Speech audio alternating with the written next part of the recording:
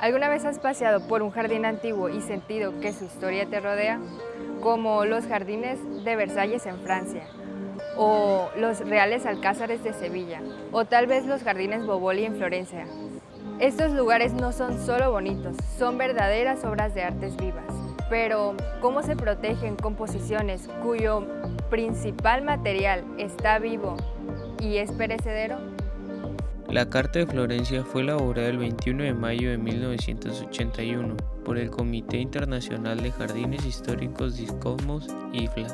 Esta carta ha sido redactada por el comité y adoptada el 15 de diciembre de 1982 por el ICOSMOS para complementar la famosa Carta de Venecia, que se centraba en el monumento inorgánico. Su objetivo principal era simple: reconocer que un jardín histórico es un monumento en sí mismo, pero con necesidades únicas. ¿Y qué es exactamente un jardín histórico según la Carta? Lo define como una composición arquitectónica y vegetal de interés público desde el punto de vista histórico o artístico. Lo crucial es su naturaleza. Es una composición viva, perecedera y renovable. Su aspecto implica un equilibrio perpetuo entre el ciclo natural de las estaciones y la voluntad artística de perpetuar su estado original. La carta se divide en varias secciones con reglas muy claras. Veamos los puntos más importantes.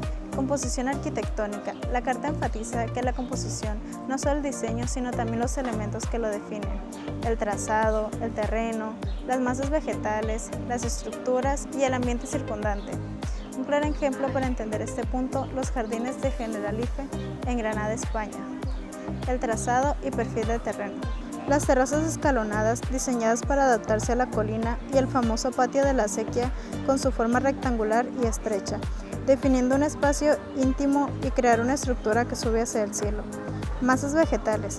El uso de setos bajos, arrayanes, podados para formar paredes verdes y rosales, creando una arquitectura vegetal que ya a la vista y proporciona sombra y aroma, en contraste con la piedra.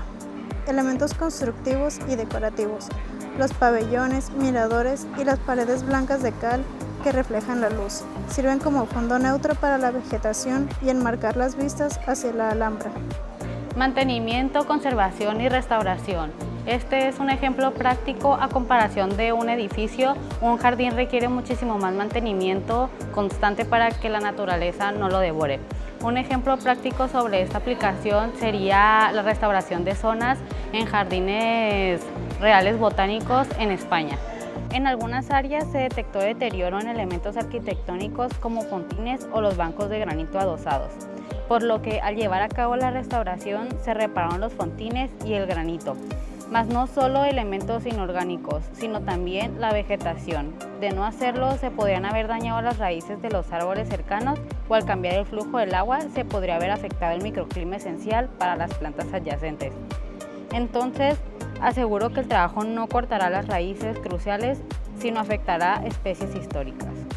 La restauración es delicada, debe basarse siempre en la investigación histórica y científica. No se trata de crear algo nuevo, sino de devolver al jardín su estado original, auténtico y respetando su historia y su evolución. En uso público, los jardines tienen que ser accesibles al público y su uso tiene que ser estrictamente compatible con su conservación. La Carta dice que el acceso y las actividades no tienen que alterar ni la estructura ni el espíritu del lugar.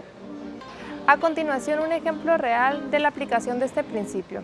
El Parque de Pena, ubicado en Sintra, Portugal, y clasificado como Patrimonio Mundial por la UNESCO. Es un ejemplo notorio de la aplicación de este principio, especialmente en zonas específicas o monumentos de alta afluencia. El Parque de Pena busca algunas alternativas de restricción aplicadas y pues uno de ellos es la limitación de visitantes por hora, que sería la capacidad de carga, para prevenir el desgaste del suelo, la compactación de las raíces de los árboles del centenario y el daño de la flora delicada. La administración del Parque de Pena pues establece un límite estricto de entradas por franja horaria para reducir la influencia en algunos de los puntos más sensibles y más estrechos, distribuyendo la presión turística a lo largo del día. Restricción por expansión y fragilidad. El Parque de Penn es muy extenso, pero en algunas áreas, como son los senderos muy estrechos, los jardines ornamentados y las zonas microclímicas muy delicadas, pues estas tienen una fragilidad muy alta en el pisoteo masivo. El Parque de Penn busca algunas alternativas de restricción aplicadas y pues uno de ellos es la limitación de visitantes por hora, que sería la capacidad de carga, para prevenir el desgaste del suelo, la compactación de las raíces de los árboles del centenario y el daño de la flora delicada. Cierre estacional y temporal de zonas. En ocasiones, unas zonas de los parques y senderos con vegetación más sensible, por ejemplo, después de una lluvia muy fuerte o cuando hay temporada de germinación, se cierra temporalmente al público. Esta medida protege la integridad física del jardín al permitir su recuperación natural, aplicando directamente la restricción basada en la fragilidad. Delimitación de senderos. Se usan barreras físicas o cuerdas discretas para restringir el recorrido estrictamente a los caminos pavimentados o de gravilla, evitando que los visitantes pisen el césped o las delicadas plantaciones que forman parte del diseño histórico del paisaje, preservando así su integridad física y su mensaje cultural. Protección legal. Se exige que los jardines históricos tengan una protección legal formal con inventarios detallados para asegurar su salvaguardia a largo plazo. Esta protección se debe integrar de los planos de utilización del suelo y ordenación del territorio. Esto asegura que el valor del jardín se mantenga en la planificación urbana o rural. Además, los jardines más importantes deben ser propuestos para ser incluidos en la lista del Patrimonio Mundial. Un ejemplo de esto es el reconocimiento del paisaje cultural de Aranjuez como Patrimonio Mundial de la UNESCO en 2001. Se realizaron investigaciones científicas exhaustivas, arqueológicas, botánicas e históricas para documentar el valor universal de sus jardines, el Jardín del Parterre, el Jardín de la Isla y el Jardín del Príncipe, entre otros, como un ejemplo único de la interacción entre la naturaleza y la cultura real española. 40 años después, la Carta de Florencia sigue siendo el referente fundamental para gestores, paisajistas y conservadores en todo el mundo. La próxima vez que visites un jardín histórico, fíjate en su trazado, en la mano humana que lo mantiene y en la edad de sus árboles. Estarás viendo la Carta de Florencia en acción.